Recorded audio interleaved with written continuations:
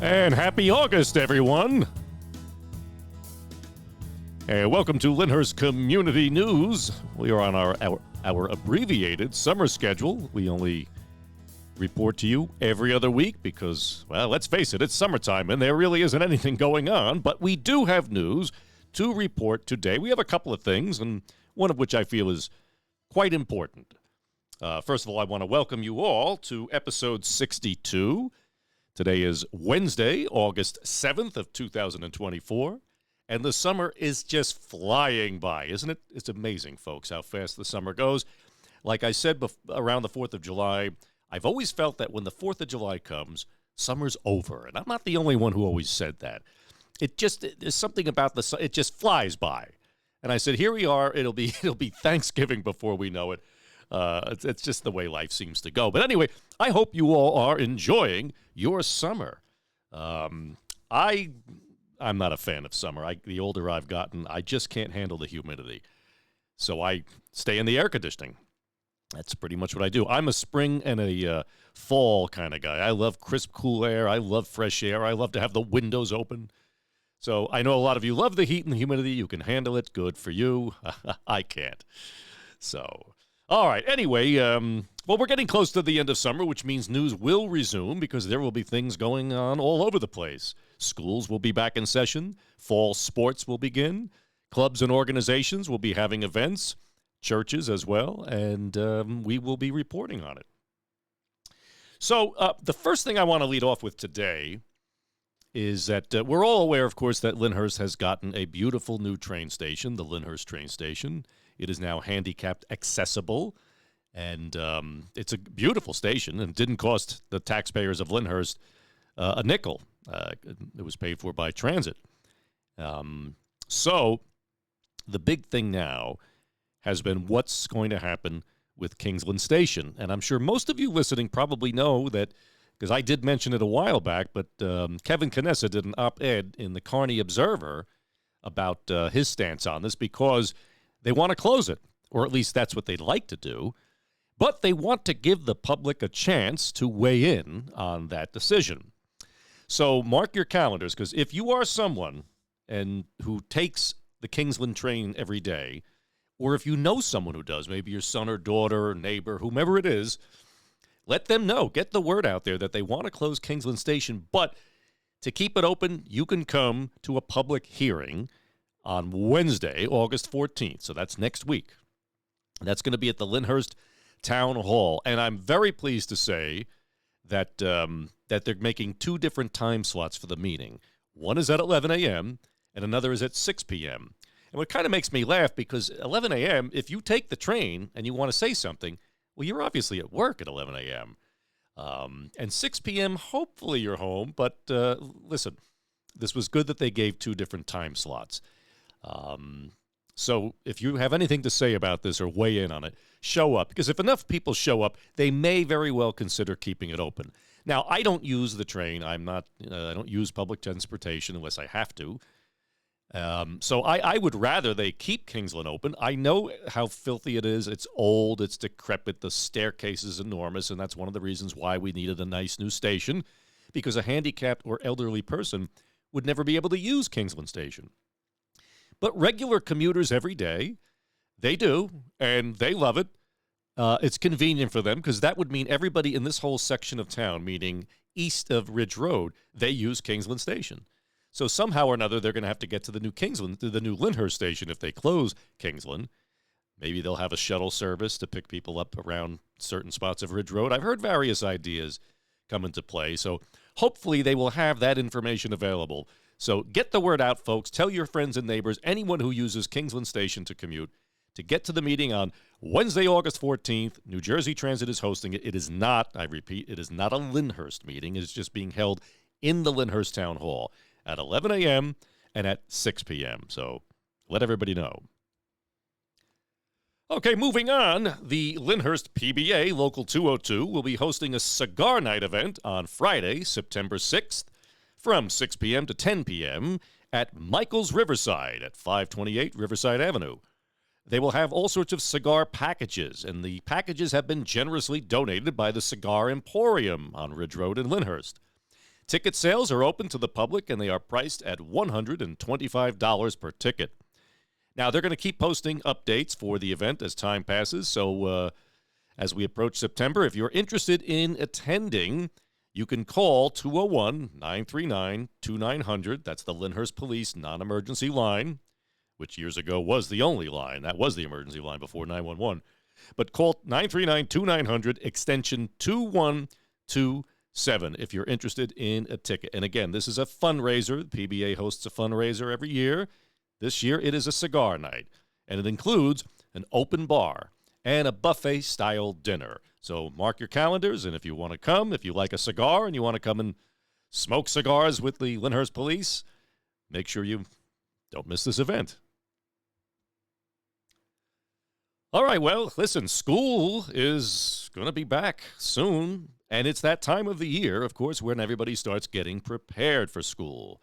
So, Lyndhurst residents, if you need any school supplies, come on down to the Lyndhurst Health Department beginning on Monday, August 12th.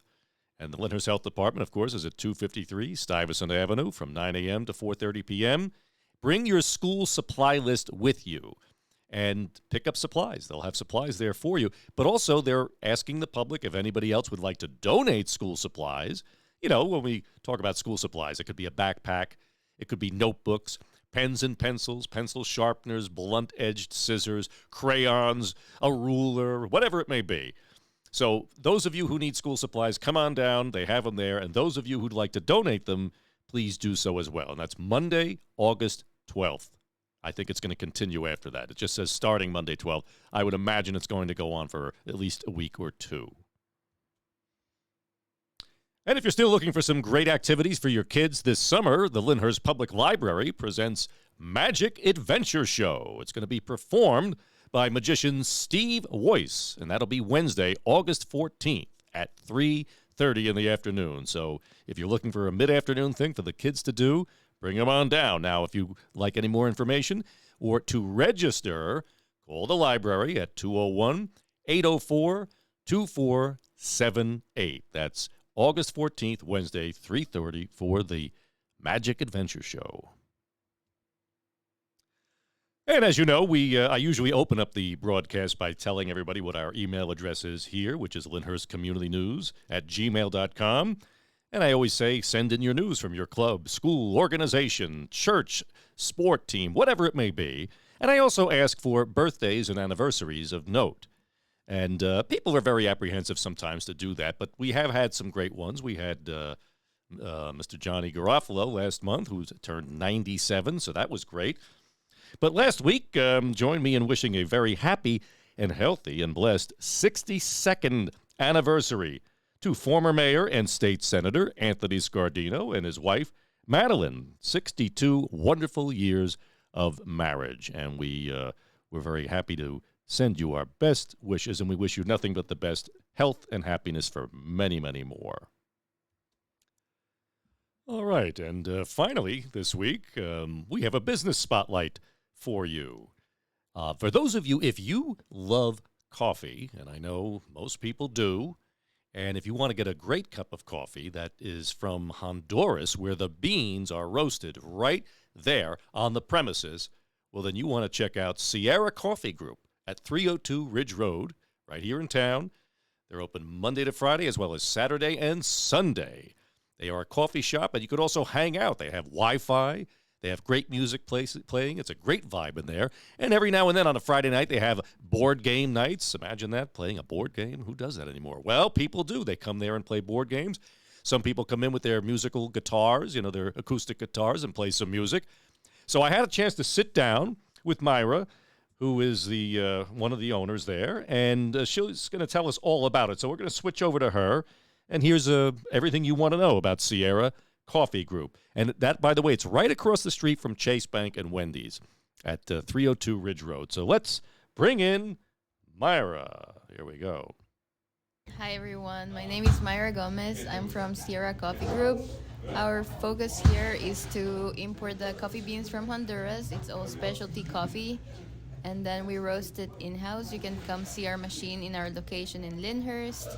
and we have about 14 different varieties of coffee. So you know that there's a lot of diversity here in the coffee beans. So you can find your new brew. We brew it for you here as well because we have the coffee shop set up as well. Well, thank you, Mara. It's beautiful here. I love what you've done. The interior decor is very welcoming, and you have tables and a couple of comfortable chairs. And I even see you've got some board games over there. Anybody ever play those? Yes, actually, some families like to sit down with their children and play here. But also, we do like events. So, like, usually on Friday evenings, we close the store at around 5. But those Fridays, particular Fridays, we close like around 8 so that people can come play board games. So we call it game night, and we have like a new menu also. We do like other fun drinks like the sparkling mint espresso or fancy things like that. So it's different from the usual menu, and people, if they don't come for the board games, they come to have a fun drink that day. Oh, that's great. So that's wonderful to know that people come here and hang out. That's great. And how often? Every Friday, you say? Maybe once a month we do it. We tried other events. We did the paint night also. That was very fun. It was like, I think about 15 people that we set up here so they could paint. And then we had the instructor for the painting also. And we have the board games. What else do we have? Oh, we had a book club also. A book club. Wow. Yeah. That's great. A book club, folks. Yeah. You know, you get really. It's like a Starbucks type of feel in here. Although your coffee, I'm sure, is better. No offense. Take care. This is great. I mean, just since I've been here, I see lots of people coming in, regulars who love their coffee. So that's wonderful. Now, how long have you been open? We opened in November last year. Okay. So it hasn't been a year yet, but it feels like a long journey so far. That's amazing. It's been fun. We've met like a lot of people in the community. Like you mentioned, like maybe 60% of our customers are regulars. That's great. And then the rest is like new people that come once or twice, or they live far, so they don't come as often. Well, they probably pick up their coffee on the way to the train or the bus, I would imagine. That's also true, yeah. Like some people are just passengers, you know, and then they go about their lives. That's it. That's great. That's great. And so do you advertise these events online? If people want to come and check them out and have some coffee and have some fun? Yes, usually we post it on social media. So definitely look for us on social media, on Instagram and Facebook. We post whether we have new roast profiles. That's what I like to call it. Some people have been requesting like a new espresso. So we have our in-house like house blend espresso. But then some people like to explore different types of espresso. So now we have made some. Now I post it on social media and let everyone know. I do some email and text marketing also. So for the people that have signed up paying with the Square POS system, then we have some of their information if they want to share it with us. Oh, that's wonderful. Yeah, that's about it. All right, well, we're going to make sure that we put all that information in the description box below so people can follow you on Instagram, follow you on Facebook, and find out about when you have these great events. And folks, you have to see this amazing machine that they've got here. I've never seen anything like it. I walked in and was like, what? It looks like a distillery, but it's actually a coffee bean roaster. And so that's what they do here. Your coffee beans are all roasted by you, and they're imported, and I'm assuming they're probably grown in fields that don't use all those pesticides, right? So they're nice and healthy coffee. That's great. And you're right across from Chase Bank and Wendy's here, right on the corner of Ridge Road and Valley Brook Avenue. And what's your street number here, the address? We are 302 Ridge Road. I also want to point out a little bit about Honduras in terms of the coffee. Just because we are from Honduras, the reason why we set up this business is to raise the awareness that Honduran coffee has great quality and a lot of potential, mainly because you would go to any other coffee shop and you find coffee from Costa Rica or Guatemala, and that's all Central America also. But Honduras actually produces way more coffee than them. So Honduras wow, I didn't know that. Yeah, Honduras is the first producer in Central America and third in Latin America, just after Brazil and Colombia. Oh. So they have a higher production than these countries, but then there's less awareness that, oh, you can find amazing beans here, but no one knows that, apparently. So we took it upon ourselves to give our I guess to be patriotic with our culture, and then let people know oh, you can find amazing coffee here too. Oh, that's great. So one last question. How or why did you decide to open up in Lyndhurst?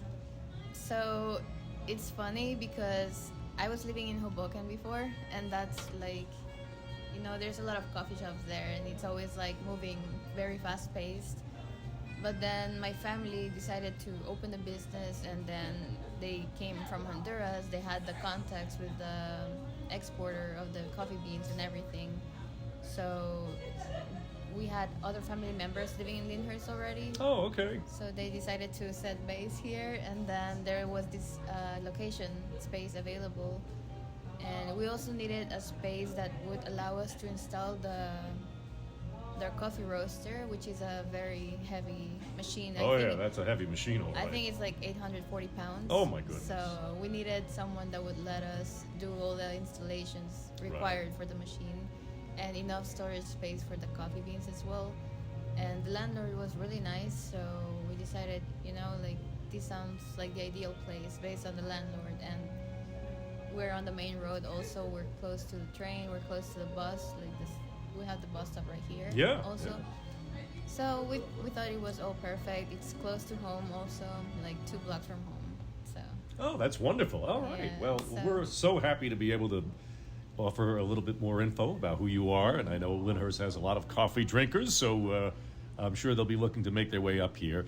And certainly to get a great quality coffee with the roasting going on premises. And that's wonderful. And I really appreciate it. And we wish you nothing but the best. So stay tuned for this interview, and we will, as I say, share all of your contact information so the people of Lyndhurst can follow you and support you, and also learn about those great events you seem to have, and come on out for one of them.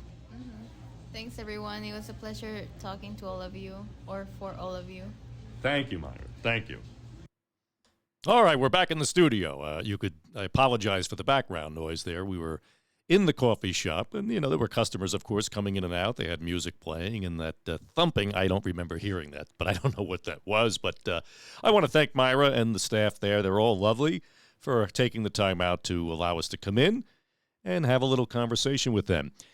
Now, of course, I will be doing more and more business spotlights as we move forward, because it is so important that we know who our local businesses are and that we support them as much as we can to the best of our ability, because they are so important. And these are very hardworking people as well, who put their time and energy into a venture. And that's not an easy thing to do, those of you who are business owners. So we greatly admire them, and we wish them the very best. And don't forget the first Tuesday of every month is the Lyndhurst Merchants Association meeting, which is held at Vinnie Mutz's right on Valley Brook across from the town hall.